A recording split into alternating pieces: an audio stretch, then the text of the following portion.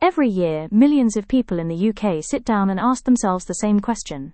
Do I actually need to do a self-assessment tax return? It's one of the most common sources of quiet anxiety around tax season. And the honest answer is, it depends. Let's work out whether it applies to you. Here's the short answer. Self-assessment is the system HMRC uses when your tax can't be fully worked out automatically through PAYE. Instead of your employer handling everything behind the scenes, you report your income directly to HMRC yourself, once a year. If your only income is from a regular job, and it all goes through PAYE, the system we covered in video 3, you almost certainly don't need to file a self-assessment. PAYE is already doing that work for you, automatically, every payday. So when does it apply? A few common situations. If you're self-employed, even alongside a regular job. If you earn income from renting out property. If your income is over £100,000 a year. If you have untaxed income, like from investments or savings above a certain amount. Or in some cases, if you or your partner claim child benefit and one of you earns over a certain threshold, something we'll cover properly in a later video. This is the one that catches people out most. If you've got a side income, selling things online, freelance work, content creation, tutoring, and it's more than a small hobby, HMRC may expect you to register for self-assessment, even if your main job is a regular PAYE role.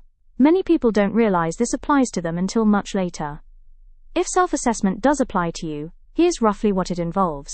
You register with HMRC. Once a year you report your income and any expenses. HMRC works out what you owe based on what you've reported. And then you pay it by the deadline. It sounds daunting, but for most people it's a much simpler process than it seems, especially once it's done once.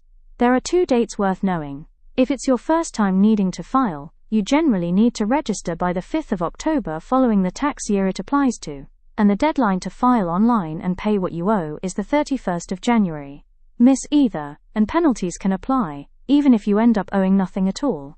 It's worth knowing that missing the filing deadline even by a single day triggers an automatic penalty, usually £100 initially, and it can increase the longer it's left. This isn't designed to catch people out. It exists because the system relies on people filing on time, but it does mean it's worth knowing your deadline well in advance.